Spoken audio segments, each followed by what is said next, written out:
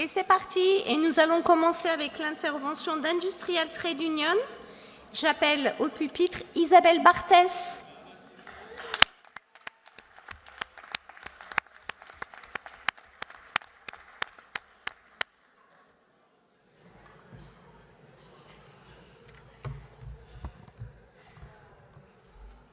Bonjour à toutes et à tous, chers camarades, chers collègues, chers amis.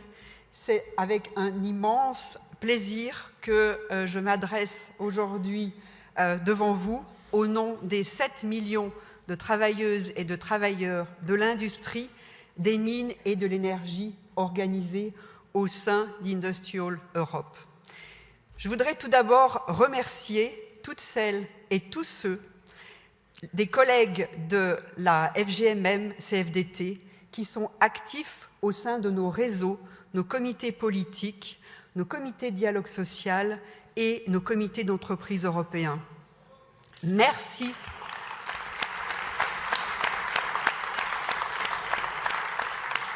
Merci pour votre engagement inlassable en faveur de la défense et de la construction de l'avenir industriel en Europe. Toujours force de proposition, vous êtes un pilier d'Industrial Europe. Je tiens aussi à remercier particulièrement Stéphane Destug et Christelle Kelf pour leur soutien. Christelle, je ne sais pas où tu es, mais en tout cas, on va poursuivre notre coopération. Et Stéphane, nous te souhaitons tout le meilleur pour la suite.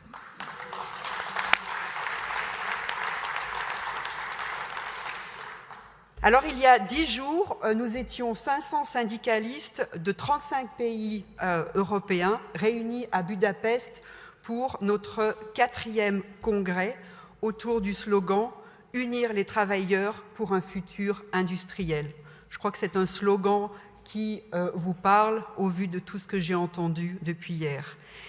Et nous n'étions pas là par hasard, nous avions choisi Budapest pour montrer notre solidarité avec les syndicalistes hongrois soumis à la pression croissante du gouvernement de Viktor Orban qui prend des positions de plus en plus antidémocratiques et antisyndicalistes. À Budapest, nous avons pris des engagements forts pour faire face ensemble aux forces qui cherchent à nous diviser et pour lutter ensemble pour une base industrielle forte et durable, sans laquelle il ne peut y avoir d'avenir pour le projet européen. C'est aussi quelque chose que vous avez souligné. Nous avons eu des débats francs et honnêtes sur le Green Deal et sur comment articuler urgence sociale et environnementale et comment garder le cap pour une transition juste.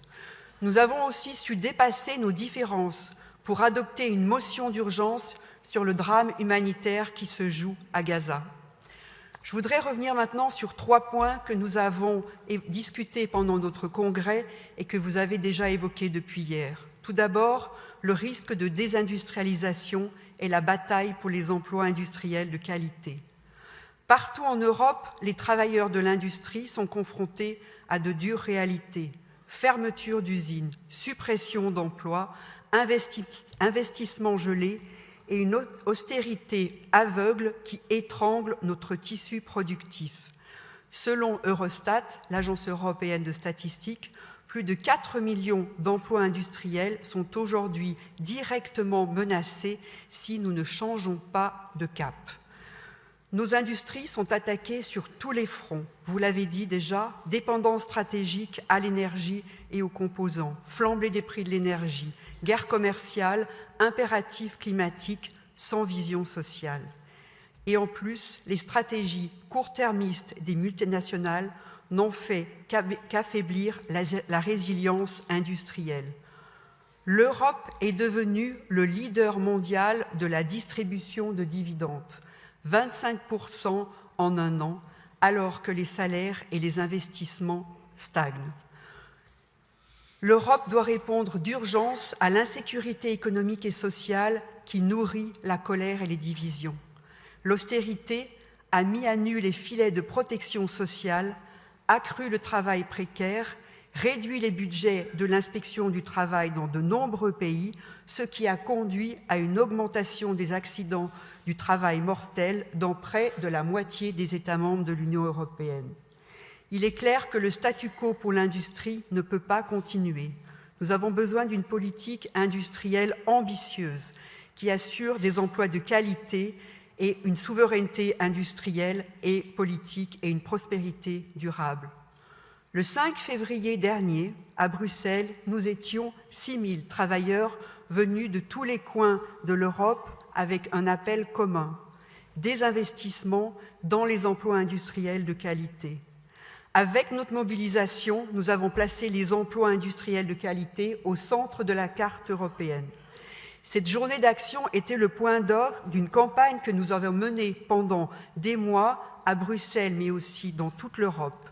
Suite à cette campagne, les pouvoirs publics européens ont finalement reconnu que nous avons besoin d'une politique industrielle adaptée aux défis de notre temps, assortie à des conditionnalités sociales, comme vous l'avez beaucoup mentionné depuis hier, pour tous les financements et marchés publics, garantissant le maintien et la création d'emplois de qualité, la participation des travailleurs à tous les niveaux de l'entreprise. Mais ces mesures proposées par la Commission européenne manquent encore d'urgence et le financement se fait encore attendre. Cette insuffisance est d'autant plus frappante qu'avec l'initiative « Réarmer l'Europe » qui a été prise très rapidement par la Commission européenne suite au passage de Zelensky dans le bureau ovale de la Maison-Blanche, la Commission européenne a mis sur la table 800 milliards d'euros pour financer les dépenses militaires et a proposé d'exempter ces dépenses des règles budgétaires de la zone euro. Aux côtés de la Confédération européenne des syndicats, nous demandons une suspension totale des règles budgétaires de l'Union européenne pour toutes les dépenses d'investissement. Potentiellement, les choses bougent. De plus en plus de gouvernements, comme on l'a vu récemment en Allemagne, reconnaissent que les investissements dans les infrastructures ou les industries stratégiques sont aussi importants pour notre sécurité que le matériel militaire. Les bouleversements géopolitiques aussi font bouger les lignes. Des idées jusqu'alors impensables sont intégrées dans la politique de l'Union européenne. C'est le cas de la préférence européenne qui devrait être un des principes directeurs de la prochaine révision de la directive sur les marchés publics. La préférence européenne ou contenu local est essentielle pour garantir le maintien des chaînes de valeur industrielles en Europe et pour créer la demande en produits et en matériaux cruciaux pour la transition écologique et l'autonomie stratégique. Et Industrial, et je sais aussi aux côtés des syndicats français, est fortement mobilisé sur cette question qui est également reprise dans les plans d'action européens pour l'industrie sidérurgique et l'automobile. Clairement, collègues, une autre voie est possible. L'Europe doit résoudre de toute urgence l'insécurité économique et sociale qui est à l'origine de la colère et de la peur croissante dans nos sociétés. Et l'investissement et la démocratie industrielle sont des antidotes à notre instabilité économique et sociale. La décarbonation doit rester l'objectif sur la base du Green Deal, mais l'Europe ne peut être prospère ou pacifique sans de bons emplois industriels. Nos industries sont à la base de nos États-providence et de la cohésion sociale, mais elles sont également la clé de notre souveraineté politique. Et l'Europe ne peut pas être un projet purement économique. L'Europe doit être aussi sociale, comme l'a dit hier Marie-Lise, c'est-à-dire répondre aux besoins des citoyens. Nous devons obtenir de meilleurs droits. C'est l'agenda dont l'Europe a besoin. Et récemment, nous avons montré que le changement est possible. Il y a 2 semaines à peine, nous avons franchi une étape importante avec un accord politique entre le Conseil, le Parlement européen et la Commission sur la révision de la directive sur les comités d'entreprise européens. Nous sommes en passe d'obtenir des améliorations significatives pour les droits d'information et de consultation des travailleurs dans les entreprises multinationales, preuve que notre travail commun et notre mobilisation, avec notre travail commun et notre mobilisation, nous pouvons gagner. Comme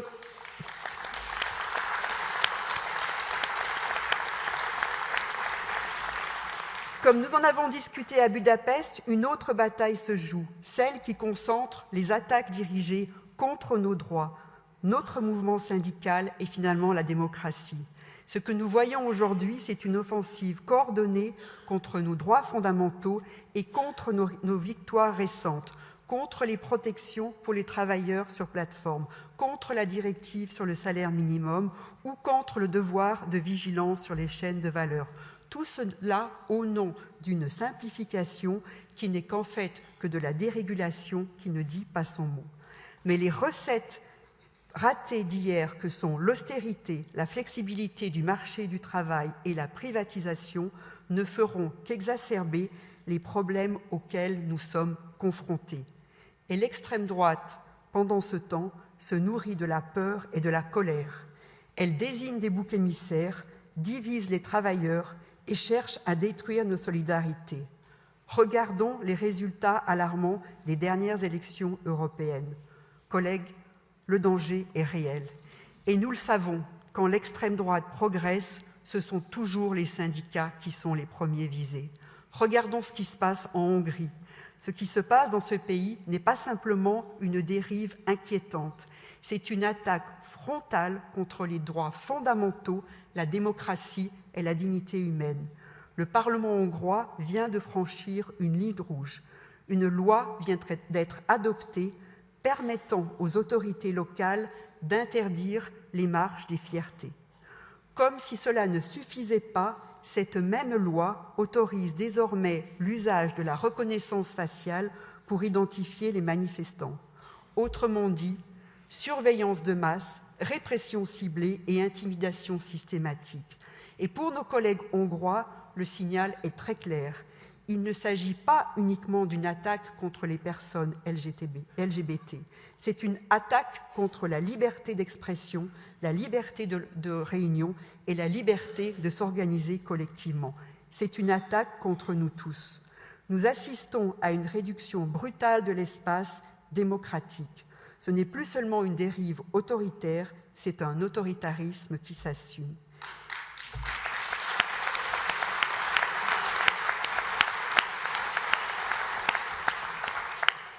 Et soyons très clairs, chers collègues, le mouvement ouvrier n'est pas neutre face à l'extrême droite. Il ne l'a jamais été.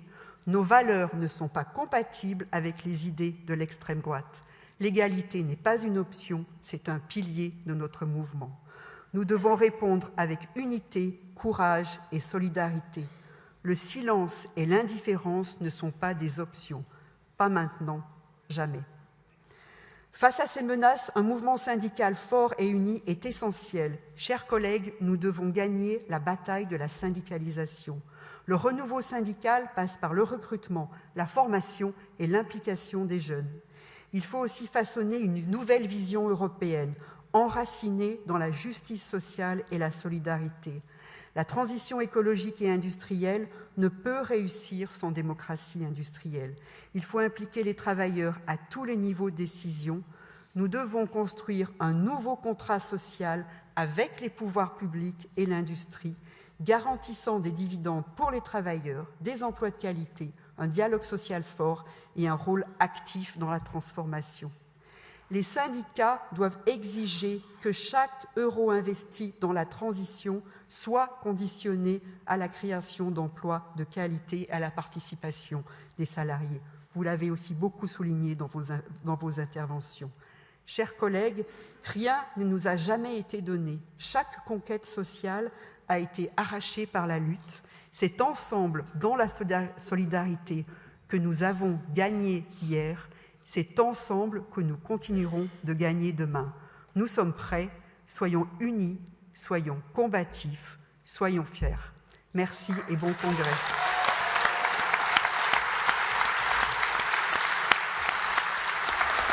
Merci beaucoup Isabelle.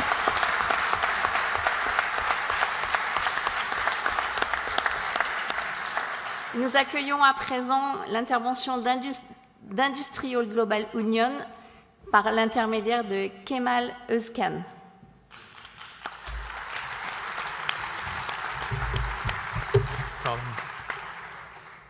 Merci beaucoup, Madame la Présidente, chers camarades, cher secrétaire général, comité exécutif.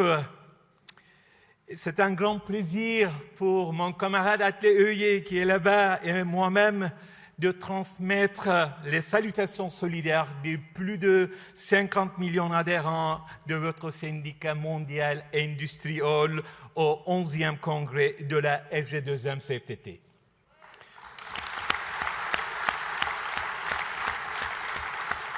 Je voudrais bien vous remercier pour votre profonde, précieuse contribution au sein d'Industrial Global Union et du mouvement syndical international, pour votre participation active aux activités régionales, mondiales et du rôle de la direction de votre fédération. Je voudrais bien me rejoindre à la pancarte là-bas avec le remerciement à Stéphane pour ton leadership, pour ton engagement en faveur de la solidarité internationale de travailleurs partout dans le monde. De même, j'exprime notre appréciation aux merveilleuses deux camarades qui sont Christian Kelf et Caroline Blot pour leur excellente contribution au sein de notre comité exécutif mondial. Chers camarades, nous observons les débats ici qui sont vraiment très utiles et très constructifs. Si vous me permettez, je voudrais bien faire quelques contributions au débat du point de vue du mouvement syndical international. La lutte pour la démocratie, pour la paix, pour les libertés, tout en luttant contre le néofascisme, reste la principale priorité politique de votre syndicat mondial industriel. Nous défendons tous ensemble les principes fondamentaux de la démocratie, en particulier la liberté d'expression, de parole, d'association et de réunion pacifique, et nous sommes unis au peuple et aux travailleurs du monde entier. Nous nous engageons à lutter contre les régimes dictatoriaux, autoritaires, totalitaires, corrompus et fascistes, les politiques d'extrême droite, la xénophobie et le racisme, la discrimination et la violence fondée sur le genre, la misogynie, le sexisme et d'autres formes d'abus. Les citoyens, et en particulier les travailleurs, veulent des actions en faveur de la paix. Les syndicats et les travailleurs, chers camarades, savent très bien que la sécurité vient des emplois décents, de la justice climatique, de l'égalité, et de la démocratie et des droits syndicaux, et non des armes. Nous devons construire une architecture mondiale de paix ancrée dans la justice sociale, la solidarité et l'engagement à survivre ensemble plutôt que dans la menace d'une destruction mutuelle. Nous voulons, exigeons et faisons campagne pour la paix. Nous avons besoin de paix en Ukraine et nous avons été très fermes dans notre demande de mettre fin à la guerre. Nous appelons à nouveau la communauté internationale à ouvrir en faveur de solutions politiques et de la paix et de la justice. Nous avons besoin de paix au Moyen-Orient, à Gaza particulièrement, et cette escalade a un coût humain énorme et fait craindre une véritable guerre régionale. Nous réitérons une fois plus de notre appel pour une solution juste et durable au conflit israélo-palestinien et à tous les autres conflits dans la région par des moyens pacifiques et les diplomatiques et le dialogue.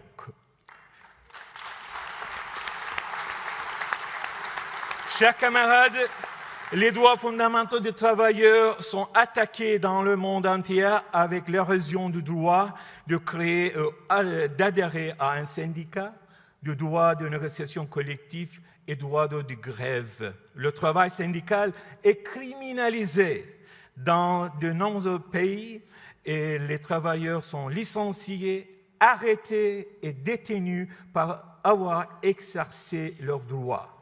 Le droit de grève, par exemple, chers camarades, attaqué dans de nombreux pays, ces phénomènes s'étendent également dans l'Organisation internationale du travail. Les employeurs contestent le fait que ce droit soit inscrit dans la Convention 87 de l'organisation. L'affaire est donc maintenant devant la Cour internationale de justice pour qu'elle prenne une décision. Et c'est une affaire que le mouvement syndical international ne peut se permettre de perdre. Et nous comptons toujours sur le soutien continu de la FGMM-CFDT là-dessus. Chers camarades, le modèle néolibéral associé à la cupidité des entreprises passe d'une crise à l'autre, avec de profondes implications pour les travailleurs du monde entier. Nous rejetons toutes les tentatives de gouvernement de mettre en œuvre des mesures d'austérité, obligeant les travailleurs à payer la facture d'une crise perpétuelle qu'ils n'ont pas créée. Nous avons besoin d'une répartition plus équitable des revenus et des richesses, tout en veillant à ce que le capital paie sa juste part par le biais de la fiscalité. On ne va jamais accepter les tarifs, le modèle économique imposé par Trump et les autres autocrates partout dans le monde.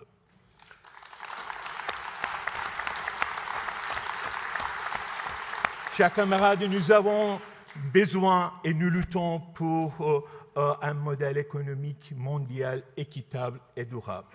Chers camarades, une autre chose de notre côté, les entreprises multinationales détiennent d'énormes pouvoirs financiers et politiques. La liste des plus grandes économies du monde contient plus d'entreprises multinationales que de pays.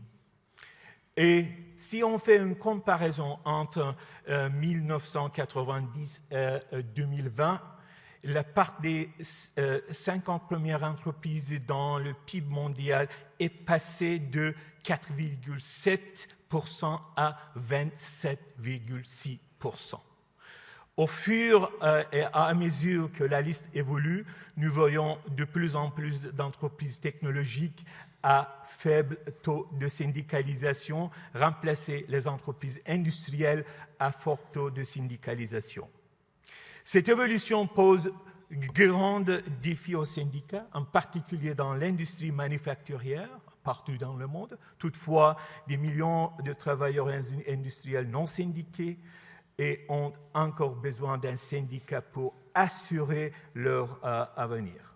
En ce point-là, je voudrais bien souligner l'importance des chaînes d'approvisionnement mondiales qui continuent de jouer un rôle important dans les économies, en particulier dans le commerce, dans la production, dans l'investissement et relations sociales et le travail lui-même. Les entreprises et la marque continuent et de chercher à échapper à leurs responsabilités envers les travailleurs employés par le fournisseur, par les sous-traitants, avec un modèle d'exploitation dans la main-d'œuvre dans le monde entier. C'est pour cela que la conception de devoir de diligence est vraiment très importante pour les relations sociales et on a besoin de continuer à défendre la diligence, devoir de diligence obligatoire en matière de droits de l'homme qui prend de l'ampleur au niveau national et mondial.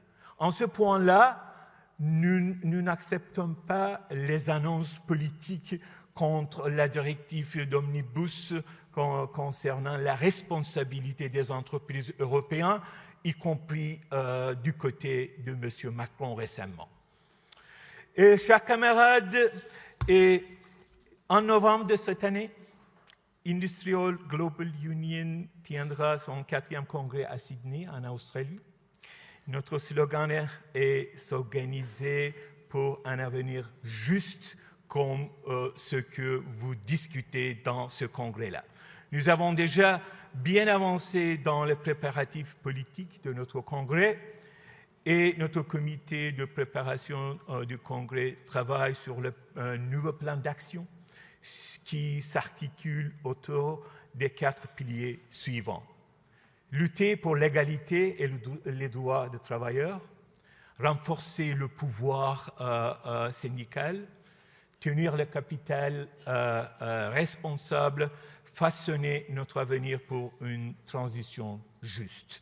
Nous comptons toujours sur le soutien de la FG2M, CFDT, pour la mise en œuvre de notre plan d'action qui se concentre sur la solidarité syndicale mondiale et la coopération pour la paix, pour la démocratie et pour les droits des travailleurs. Dans la perspective d'un avenir durable pour tous les travailleurs, continuons à travailler ensemble, encourageons la solidarité internationale et en luttant pour un monde où les droits des travailleurs sont respectés, protégés et réalisés partout.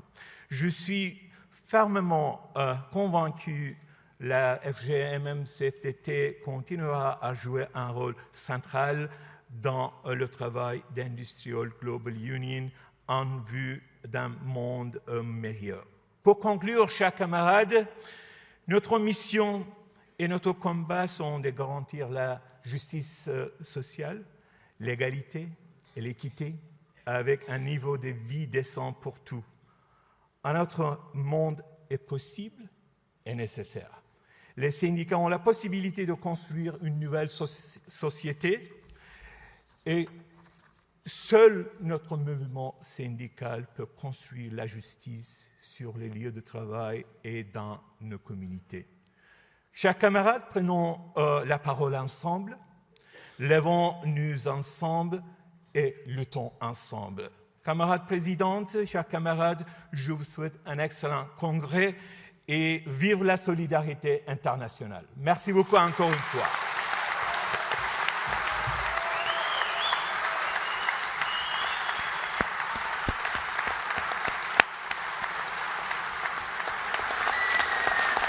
Merci beaucoup, Kemal. Allez, nous poursuivons avec un nouveau débat. Et pour ce faire, j'appelle Vivien Orléac en tant que rapporteur du Bureau fédéral.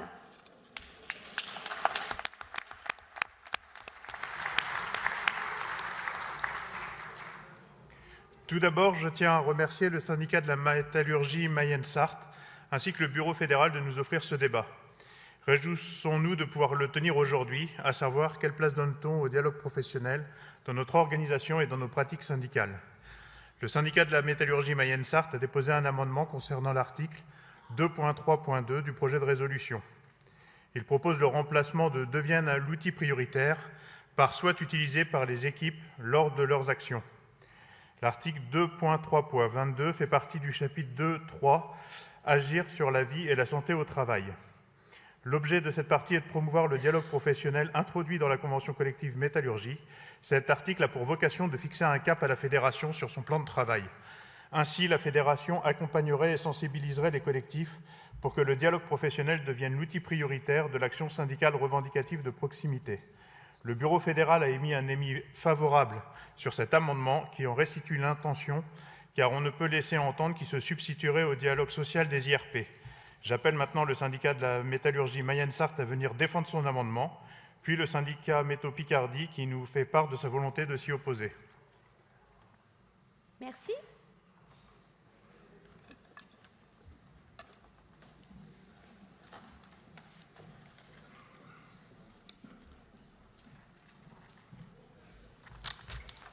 Bonjour et merci à la commission de lecture des amendements de nous proposer de défendre cet amendement. Le texte original, comme le disait Vivien, propose que le dialogue professionnel devienne l'outil prioritaire de l'action syndicale revendicative de proximité. Par cet amendement, le syndicat CFDT de la métallurgie Mayenne-Sarthe entend retirer le mot « prioritaire » à propos du dialogue professionnel. Je vous propose de partir de 3 définitions. La première, le dialogue professionnel est défini dans la Convention collective nationale à la section 2 intitulée « Dialogue et participation des salariés » et plus précisément à l'article 43. En voici quelques extraits. Le dialogue professionnel désigne toute forme de communication et de partage direct d'informations relatives à la vie de l'entreprise, à son organisation et à la réalisation du travail. Ce dialogue englobe l'ensemble des échanges au sein de la communauté de travail et, le cas échéant, avec l'employeur.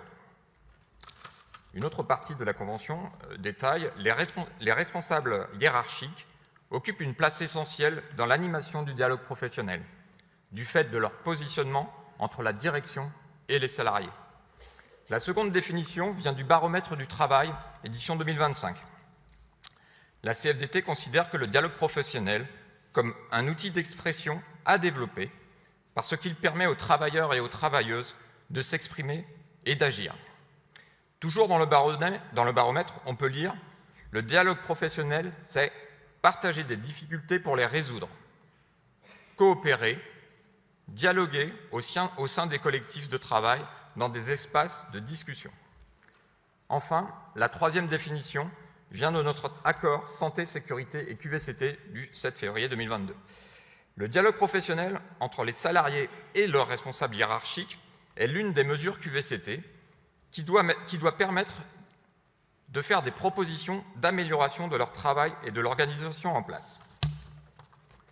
On comprend de cette définition que, premièrement, le dialogue professionnel est principalement orienté vers la communication entre les salariés et leurs responsables hiérarchiques.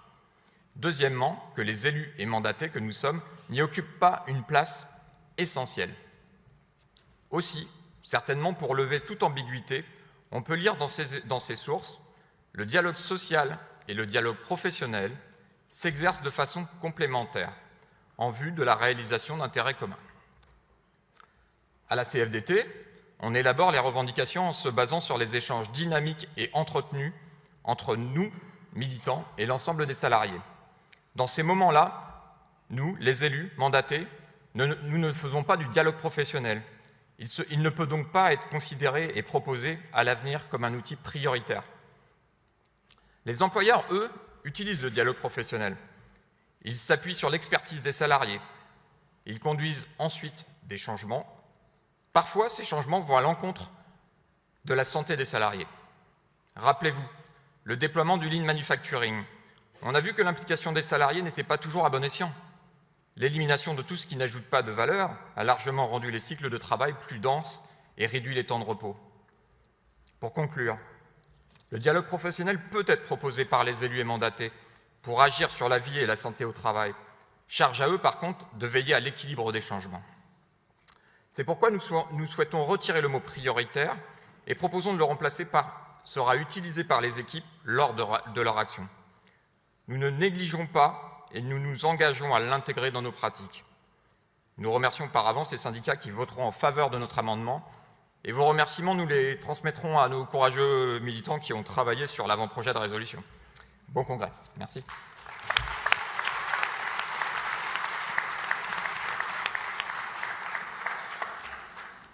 Donc, pour contrer cet amendement, nous appelons le syndicat CFDT Métaux Picardie.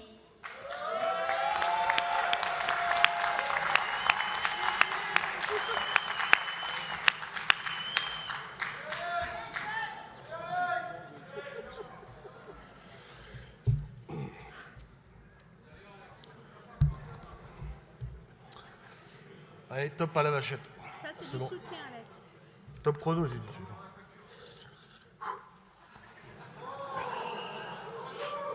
Allez, boulot, boulot. Boulot, boulot. Bon, je passe derrière Franck, les copains de Picardie et Miga, ils ont mis la barotte, je vais essayer d'être à la hauteur. Alors, mes camarades et camarades, je vous demande de voter contre l'amendement du syndicat de la métallurgie Mayenne-Sarthe et contre l'avis de la fédération. Mince, j'ai commencé par la fin. Bon, voilà. Vous m'excuserez. Stéphane, je ne vois pas si tu es là. C'est la première fois que je monte en tribune et je suis toujours un peu stressé, donc j'ai commencé par la fin. Je n'ose pas te dire un petit mot, mon camarade, pour ton départ, parce que sinon je verserai une petite larme. Donc bonjour mes camarades et camarades.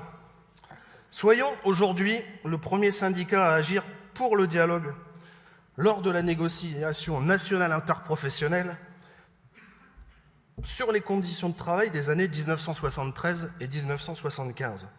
La CFDT a revendiqué seule contre tous le droit d'expression des travailleurs.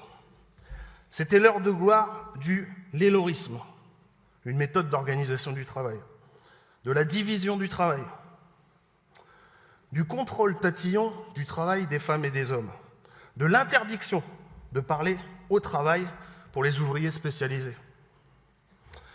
Les formes d'organisation du travail et de management ont changé depuis ces 50 dernières années. Mais au-delà de la libération de la parole, l'exigence d'un réel pouvoir d'agir des travailleurs sur leur travail demeure. Soyons aujourd'hui le premier syndicat à agir pour le dialogue professionnel, pour la participation directe des travailleurs, pour la qualité du travail.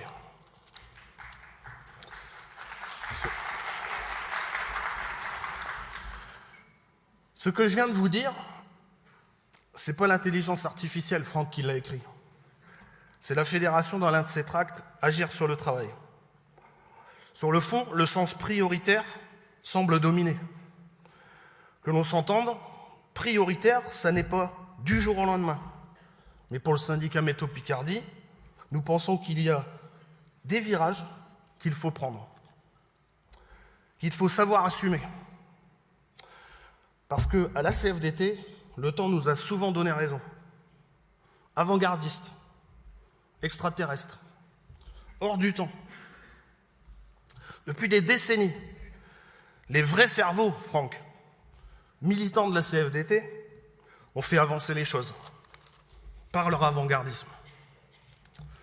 Que l'on s'entende à nouveau, et comme beaucoup de syndicats l'ont dit lors de leurs interventions hier, nous sommes dans les prémices de la bonne mise en place de la CCN, de son appropriation dans le domaine de parler travail. Mais pourquoi attendre cette priorisation du dialogue professionnel? Après tout, ce n'est pas parler d'émancipation, de prioriser ce sujet. Ça fait sens à la CFDT, l'émancipation. Combien d'élus, d'équipes syndicales nous disent faire le boulot des DRH? Prioriser l'entretien professionnel pour les salariés, c'est dégager du temps pour les équipes syndicales pour faire du dialogue social. Alors, mes chers camarades et camarades, si vous souhaitez des cris de joie comme tout à l'heure avec l'Aquitaine, et puis que les syndicats battent la fédération, je vous encourage à voter contre cet amendement. Et comme le dit un humoriste, prenez soin de vos proches, et si vous n'avez pas de proches, posez-vous des questions. Merci de m'avoir écouté.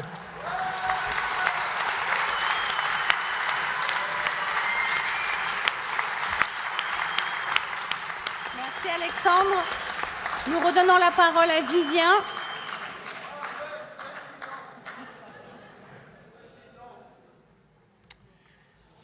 Sur la mandature qui vient de s'écouler, nous avons connu les assises du travail qui appellent à reconsidérer le travail et qui proposent le principe d'écouter les salariés comme 10e critère de prévention et qui préconise que ce soit celui-ci qui conditionne les 9 autres. La réforme des retraites qui nous a mis dans la rue a également mis les questions du travail et l'écoute des salariés au cœur des débats. Les employeurs, via les UIMM, vous font, j'en suis certain, part de leur difficulté de recruter. Ils se posent la question de l'attractivité de la branche et du sens du travail. Notre convention collective est au carrefour de ces enjeux en inscrivant dans les textes l'utilisation du dialogue professionnel et en précisant que les signataires entendent promouvoir une vision de dialogue en entreprise en tant que facteur de progrès social, d'efficacité économique et que la QVCT est une condition de la performance de l'entreprise. Par son article 43 que tu as cité, La Convention précise que le dialogue professionnel permet d'avoir son mot à dire sur la qualité du travail, de redonner du sens au travail en explicitant les liens avec les objectifs de l'entreprise. Elle rappelle aussi que le dialogue professionnel permet d'impliquer plus directement les salariés sur les questions opérationnelles et les activités de l'entreprise. Enfin, et tu l'as dit, que le dialogue professionnel permet le partage direct d'informations relatives à la vie de l'entreprise, à son organisation, à la réalisation du travail, et que le dialogue englobe l'ensemble des échanges au sein de la communauté de travail. Ces dispositions, vous le voyez, permettent de faire de la transversalité. Par sa mise en application, cela oblige les organisations dites pyramidales ou à fort pouvoir hiérarchique à partager leur principal pouvoir, qui est l'organisation du travail. Bien organisé ne peut plus être commandé et obéir. L'implication des salariés suppose du dialogue. Il est vrai que dans sa première rédaction, nous avons écrit que la Fédération accompagnera et sensibilisera les collectifs pour que le dialogue professionnel devienne l'outil prioritaire de l'action syndicale et revendicative de proximité. Le terme prioritaire semblait le substituer au dialogue social, ce qui serait un non-sens. La volonté que nous voulons afficher est, par le dialogue professionnel, de redonner du pouvoir d'agir aux salariés, d'être à l'écoute, notamment avec nos adhérents, de ce qui s'y dit, et par là d'enrichir nos revendications et nos pratiques et de donner plus de force au dialogue social. Le syndicat de la métallurgie Mayenne-Sarthe, par son amendement, nous interpelle et nous demande de modifier ce texte afin de ne pas écarter les IRP du dialogue. Mais mes camarades, n'ayons pas peur. La Convention précise également que le dialogue professionnel comprend les voies du dialogue sans empiéter sur le dialogue social ni même l'entraver. De plus, la Fédération est convaincue que le dialogue professionnel ne peut voir le jour que dans les entreprises où le dialogue social est de qualité. Enfin, ici dans cette salle, nous connaissons la différence entre le travail prescrit et le travail réel. Nous sommes convaincus que celui qui effectue le travail est l'expert de son travail. Nous savons que celui qui fait le travail, c'est celui qui connaît la réalité de son travail et les leviers d'amélioration. Enfin, nous savons aussi que c'est par leur implication et leur engagement que les travailleurs améliorent la compétitivité de leur entreprise. Le dialogue professionnel, c'est le prolongement en plus opérationnel du droit d'expression que la Convention mentionne d'ailleurs. Il y a une forte demande des salariés de ne plus simplement subir ce qu'on leur donne à faire et de pouvoir en discuter avec la hiérarchie. C'est considérer les salariés comme étant des acteurs de la réussite de leur entreprise. Et c'est un élément de bien-être au travail et aussi un levier de mobilisation pour profiter de l'action syndicale si elle en est à l'écoute. Alors, comment ne pas se réjouir, nous, en tant que militants CFDT, de redonner du pouvoir d'agir aux travailleurs? Ainsi, la formulation que propose le syndicat évite deux malentendus. Premièrement, celui qui consisterait à réduire le dialogue professionnel à un outil, alors que ce doit être un objectif syndical pour plus de démocratie dans les entreprises. Deuxièmement, celui qui ferait craindre un contournement... Je suis large. Un contournement du dialogue social. Cet amendement n'empêche en rien la Fédération de porter et de sensibiliser les collectifs qui le souhaitent à agir pour développer le dialogue professionnel dans leur entreprise, comme le prévoit la Convention collective au travers du dialogue social renforcé. C'est pourquoi le Bureau fédéral appelle à adopter l'amendement proposé par le syndicat de la métallurgie Mayenne-Sarthe et donc de voter pour cet amendement.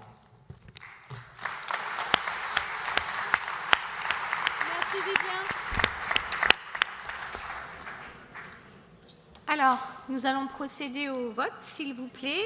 Comme tout à l'heure, j'invite les porteurs et porteuses de mandat à se connecter à leur smartphone. Le vote est ouvert.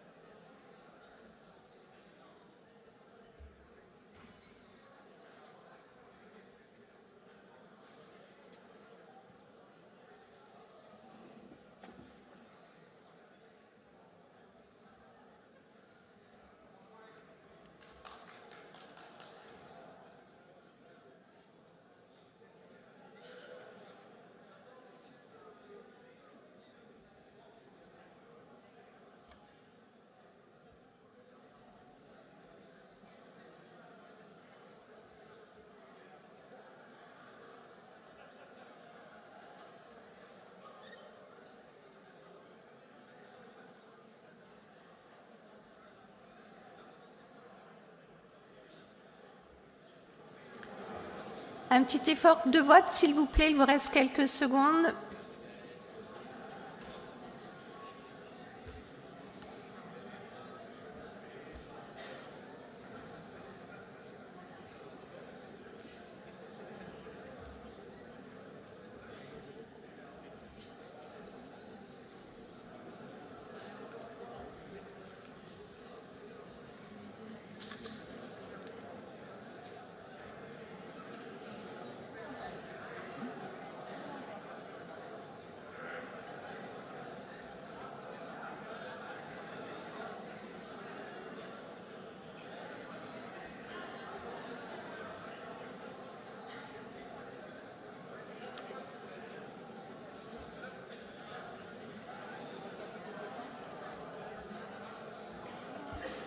Le vote est clos.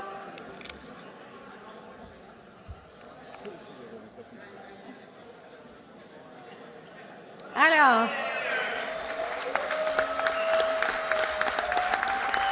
pour 40 815, pour 67,16%, contre 19 957, pour 32,84. Proposition adoptée.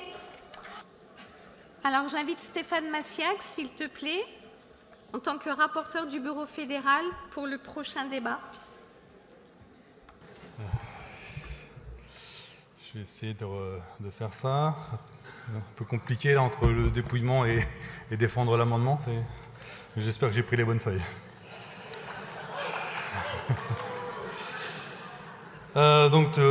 Par rapport du coup sur donc, le débat numéro 4, donc, je vais faire le rapporteur, article 3.3.30.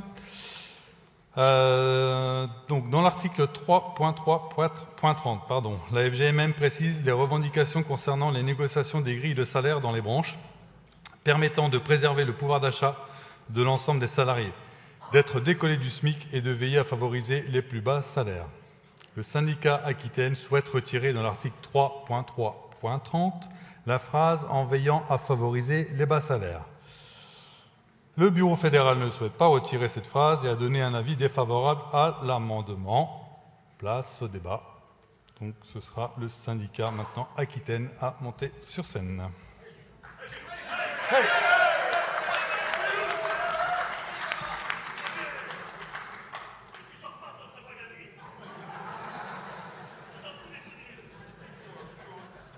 Pardon ? Chers camarades, le syndicat Métallurgie Aquitaine propose dans son amendement à supprimer l'incise « en veillant à favoriser les plus bas salaires » dans l'article 3.3.30 qui deviendrait alors « La FGMM-CFDT continuera à revendiquer dans les branches des évolutions de l'ensemble des grilles permettant de préserver le pouvoir d'achat de tous les salariés et conserver un premier coefficient décollé du SMIC. » Doit-on revendiquer un effort particulier sur les premiers coefficients de la grille? En l'inscrivant ainsi dans notre résolution de congrès FGMM, cela revient pour nous à valider de facto le principe de tassement des grilles. Est-on sûr de nous positionner en faveur de ce principe? Attention, nous ne sommes pas en train de dire qu'il n'y a pas de vigilance à avoir sur les bas salaires. Et c'est d'ailleurs le sens de l'article de la résolution qui indique conserver un premier coefficient décollé du SMIC et que nous n'avons évidemment pas supprimé. Ce débat nous permet de parler du pouvoir d'achat et c'est là l'essentiel. Dans notre syndicat, nous faisons le constat de tassement des grilles des minima dans nos conventions territoriales métallurgie depuis plus de 20 ans.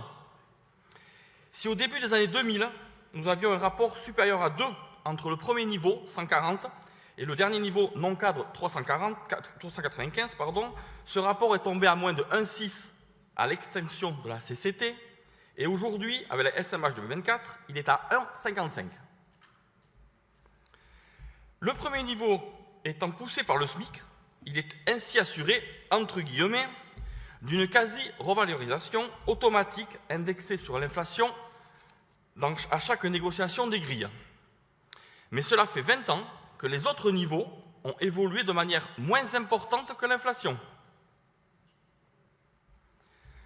Un rapport de l'IRES indique, à l'été 2024, les sommes dont devaient disposer les Français pour avoir un minimum de vie décent étaient d'environ 1 800 € net par mois pour une personne seule et de 4 150 € net par mois pour un couple avec 2 enfants.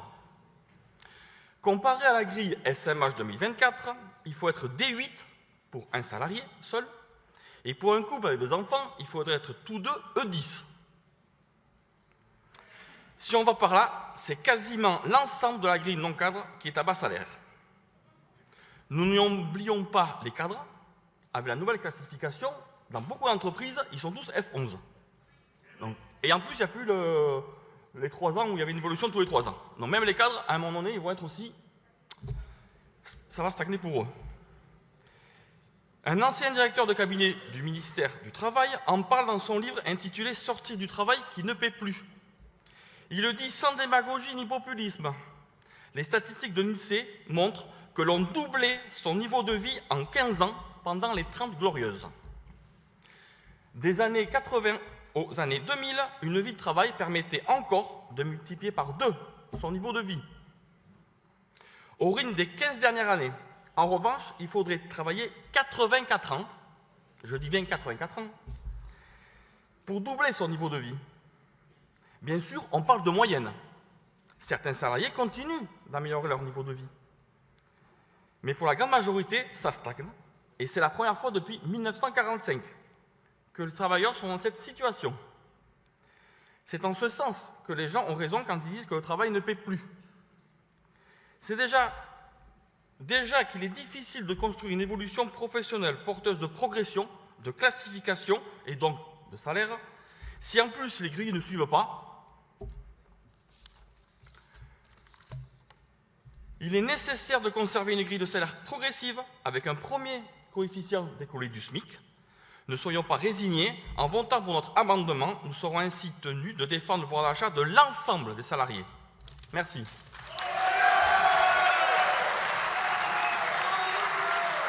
Merci.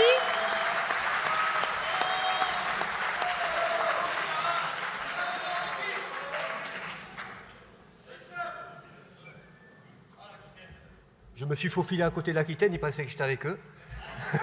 Je suis la région à côté. Ouais. Chers militantes, chers militants, notre syndicat des Hautes-Pyrénées se positionne contre la proposition de la suppression de la phrase « en veillant à favoriser les plus bas salaires » du chapitre « revendiquer la juste rémunération des salaires » de notre projet de résolution. Cette mention n'est ni accessoire ni symbolique. Elle est essentielle à notre projet syndical. Car dans un contexte d'inflation persistante et de précarisation des emplois, les salariés au bas salaire sont les premiers exposés à la perte du pouvoir d'achat. Ce sont eux qui ont le moins de marge de manœuvre et ce sont souvent eux qui cumulent les difficultés, temps partiel subi, conditions de travail pénibles, perspectives d'évolution limitées. D'ailleurs, dans encore beaucoup d'entreprises, les organisations syndicales, dont la CFDT, revendiquent des augmentations minimum plancher ou d'étalons, car les enveloppes budgétaires sont trop basses, tout simplement. Les ouvriers paient le prix fort. Leurs emplois ne sont pas télétravaillables. Ces travailleurs se retrouvent en première ligne face à l'inflation, contraints de consacrer une part toujours plus importante de leur budget familial pour simplement aller travailler. Payer pour aller bosser, quel comble. Maintenir cette phrase, c'est affirmer une orientation solidaire qui ne se contente pas d'une revalorisation uniforme, mais qui vise à réduire les écarts les plus injustes et à tirer le bas des grilles vers le haut, notamment pour décoller du SMIC le premier niveau de la grille, comme cela est très justement mentionné dans le projet de résolution fédérale. C'est aussi défendre l'attractivité de la filière métal par rapport aux autres filières industrielles dès les premiers niveaux de classification. Supprimer cette mention reviendrait à gommer notre engagement en faveur de la justice sociale dans les négociations de branche. Ce serait un recul dans nos valeurs et un message malvenu, à l'heure où beaucoup de travailleuses et de travailleurs en bas de l'échelle attendent un signal clair du syndicalisme pour faire progresser leur rémunération. Enfin, ce positionnement est cohérent avec nos revendications historiques, mais aussi avec notre crédibilité dans les négociations. Revendiquer pour tous, oui, mais en commençant par ceux qui en ont le plus besoin. Particulièrement pour les salariés des petites entreprises dont la couverture syndicale est moins puissante que dans des grands groupes.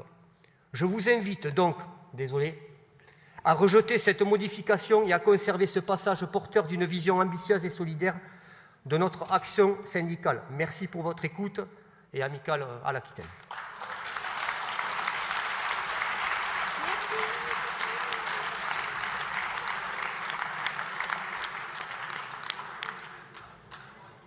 Stéphane, s'il te plaît.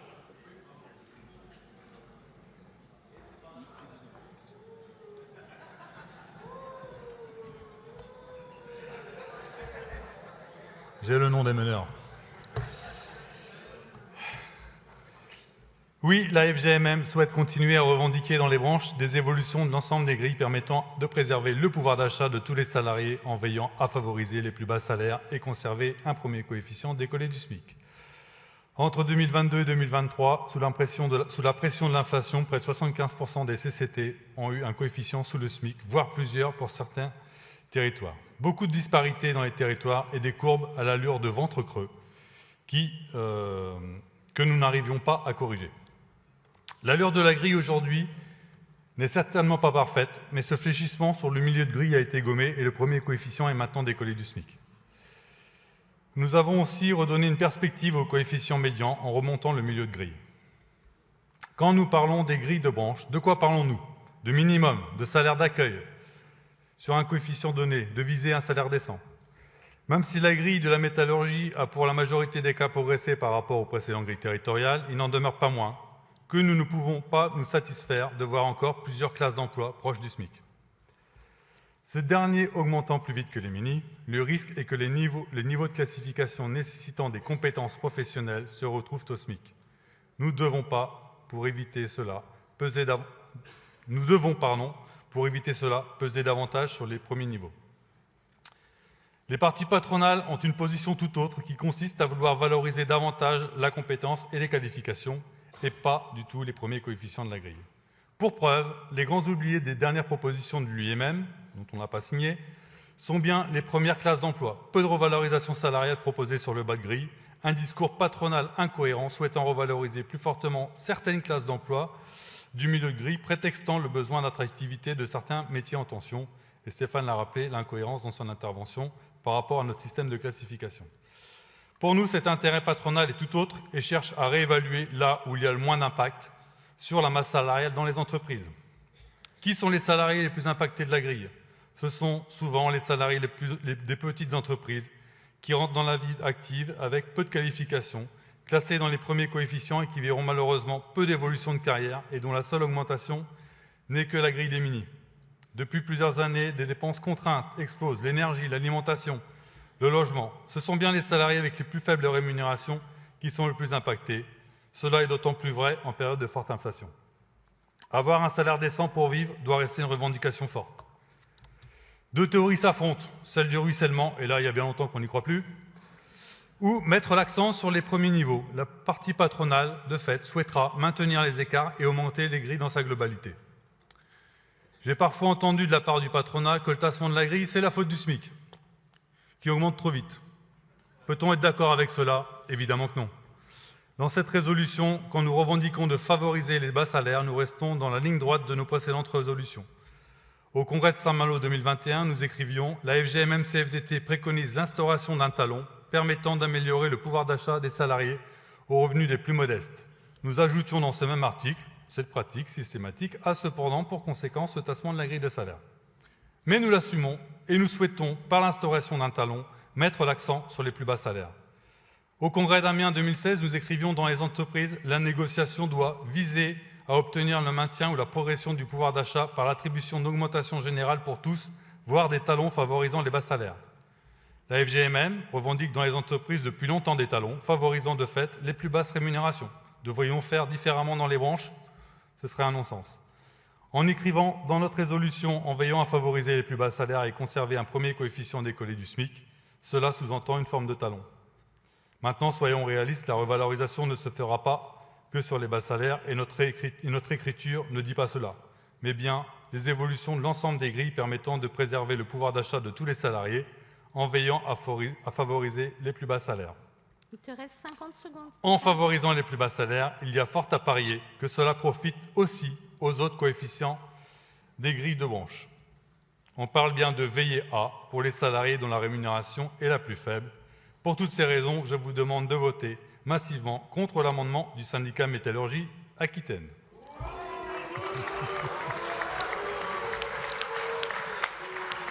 Merci Stéphane.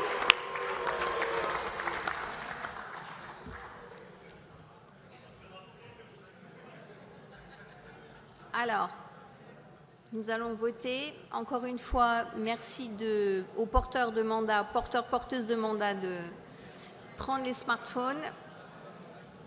Le vote est lancé.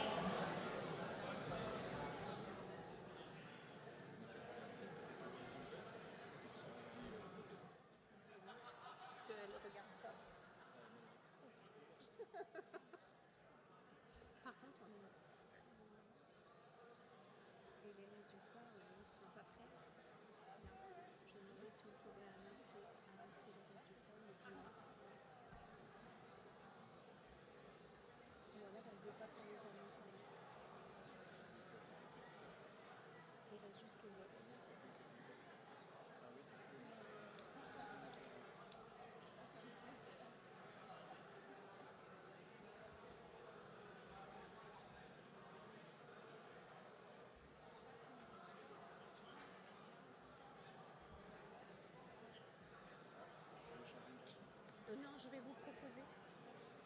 Je vais vous proposer pour... Ah ben oui.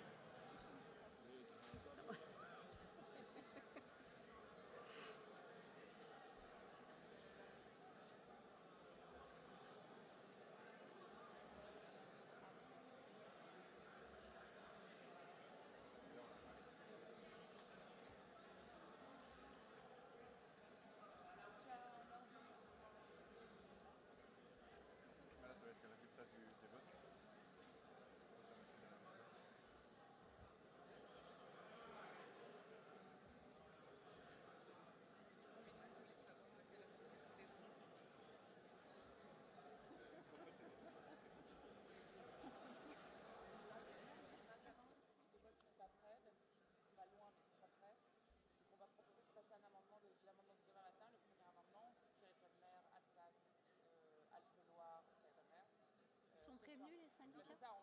Ils viennent aller voir Alpe-Loire. Ouais. Oui, mais c'est parce qu'on est là. Dans ce cas-là, elle est pas.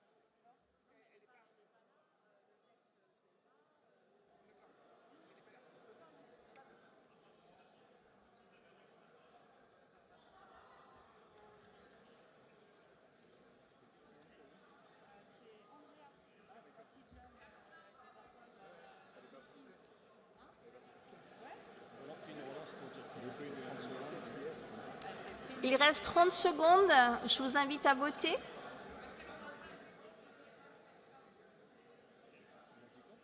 Un problème technique avec les votes. Je vois pas comment, c'est des heures.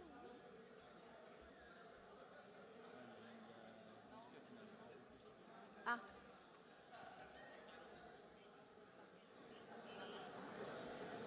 On a un petit problème de vote, donc... Alors, on n'a pas dit que les votes étaient truqués, calmez-vous. On a dit on a un petit problème sur le vote.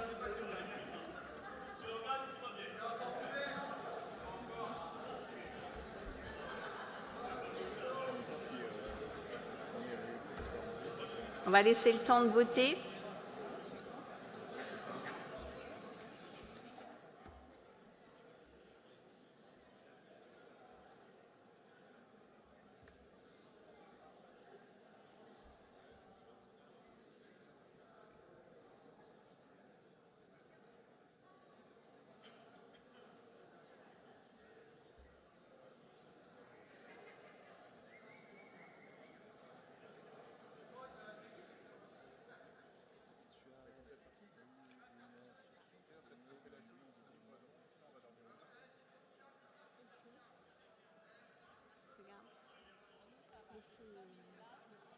C'est Stéphane qui a mis ça.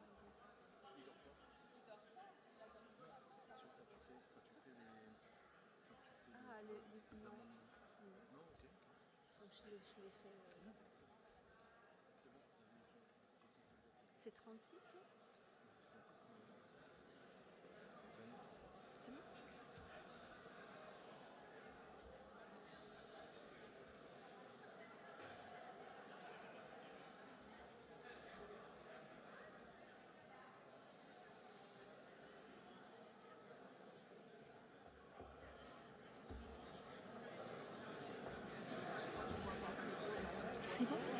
On clôt. Le vote est clos.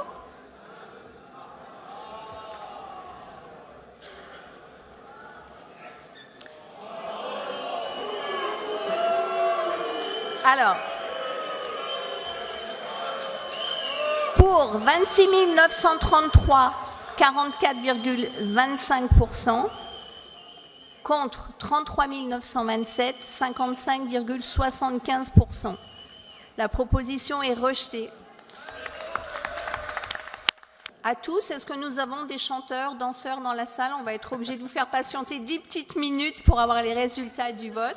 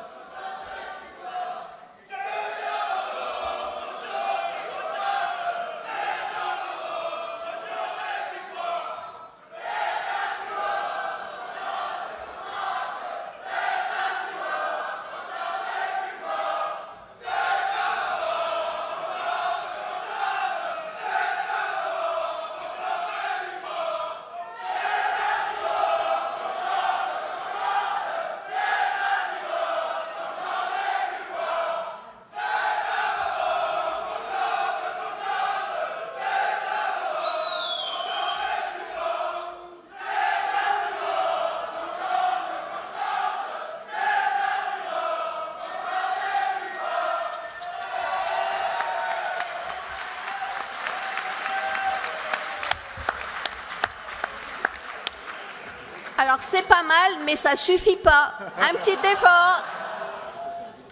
Merci Stéphane. On y va pour la proclamation des résultats du vote. Donc on a les résultats de la Commission fédérale de contrôle financier et du Bureau fédéral. On commence par la CFCF. C'est comme ça.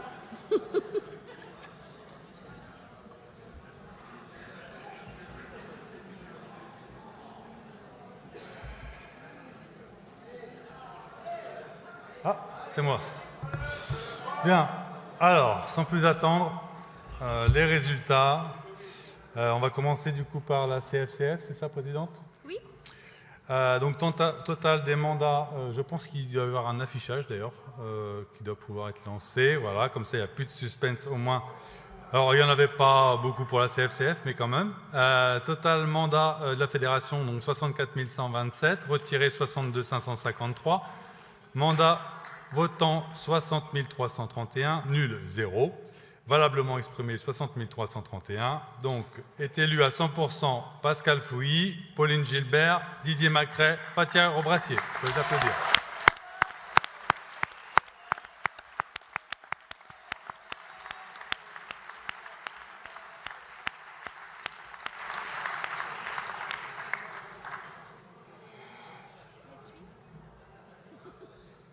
Alors, maintenant, du coup, pour les résultats du Bureau fédéral, avant tout, je tiens à remercier sincèrement tous les candidates et candidats qui souhaitaient être membres au Bureau fédéral.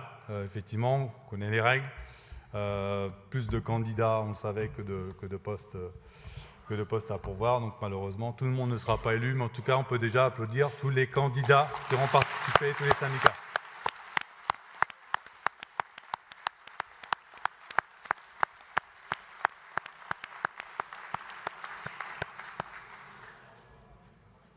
Alors, sur le total des mandats de la Fédération, 64 127, retiré 62 553. Donc là, on est sur les résultats, sur le collège des syndicats, pardon. Mandat votant 62 553, nul 19 040, valablement exprimé 43 513. Donc on arrivera à une composition du collège des syndicats à 30 membres, dont 9 femmes dans ce bureau fédéral.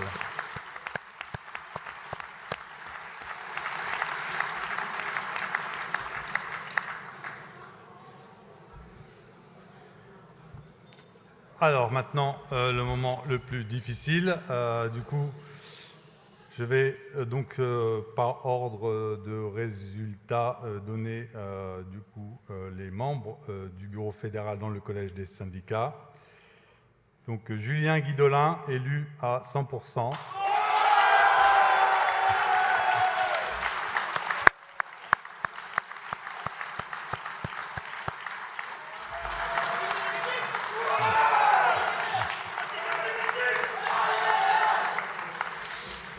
Patrice Tarig, 97,6%.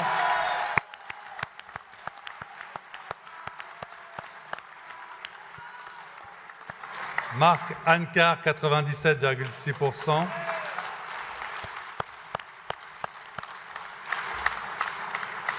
Isabelle Miotto, 95,4%.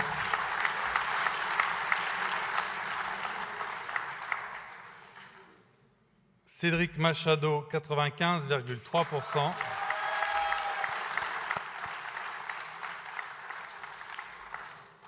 Frédéric Bafour, alors excusez-moi, ça devient compliqué à lire, 95,3%.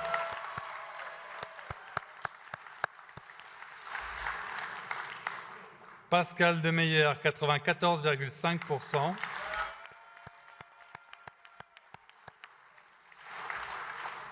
Karim Trabelsi, 93,9%.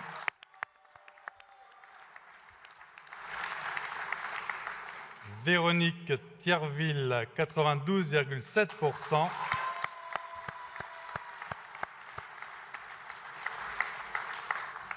Aurélie Konagvani, 91,7%.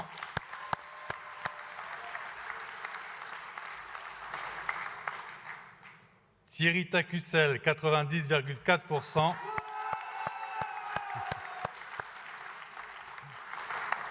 Michael Loriou, 89,6%. Sébastien Morel, 89,3%.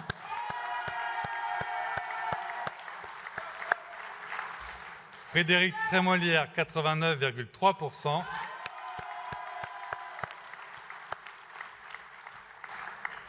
Lionel Dor, 89,3%.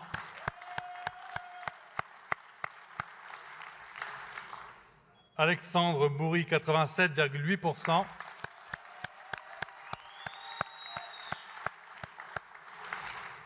Laurent Valli, 87%.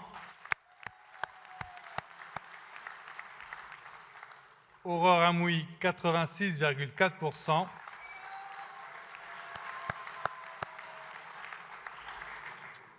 On change de page normalement, voilà. Jean-Claude Modestine, 86,4%.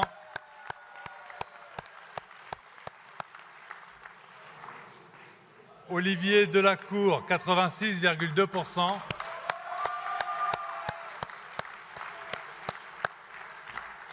Nathalie Amar, 84,9%.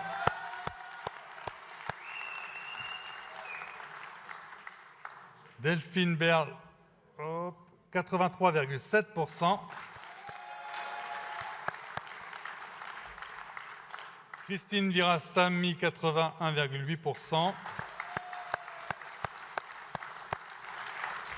Hicham Chafi, 81,2%.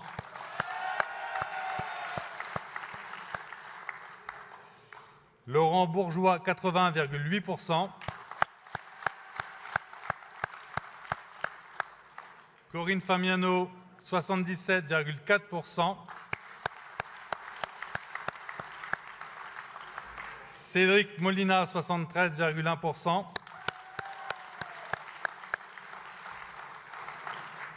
Marc Bénistan, 69,7%. Sébastien Septi, 69,4%.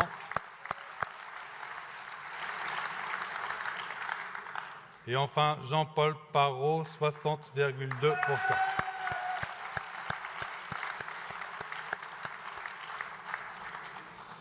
Voilà donc tous les élus sur le collège des syndicats. Ensuite, pardon.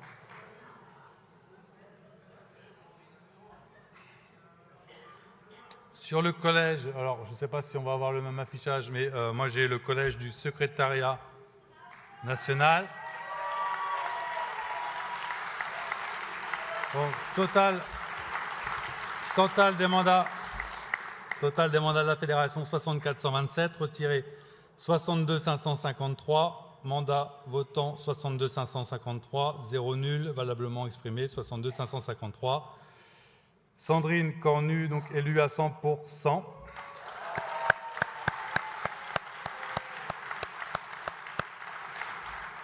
Christelle Keff, 93,2%.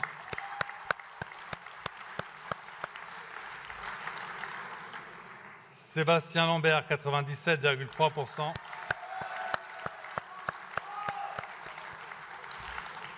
Stéphane Massiac, 100%.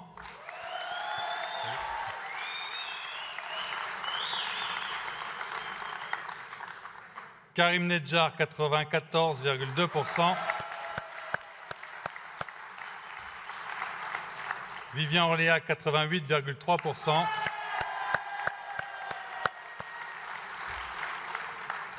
Thierry Tolmer, 92%.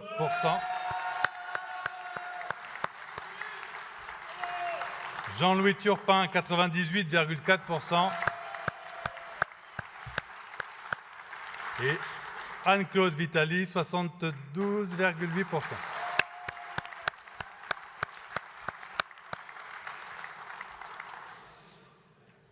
Et enfin, du coup, le collège des secteurs et branches maintenant.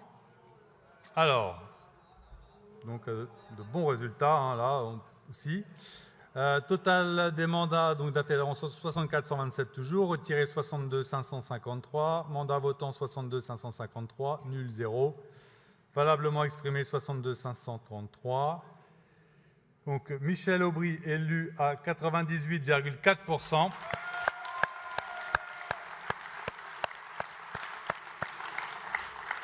Jérôme Crépin élu à 100%.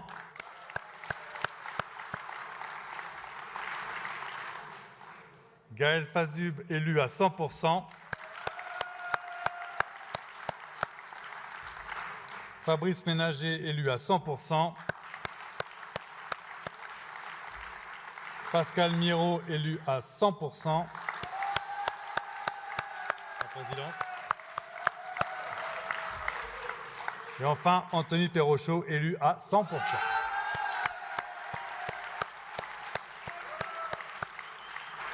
Voilà pour les résultats et encore un bravo à tous les candidates et les candidats pour ce bureau fédéral et ceux qui ont été élus.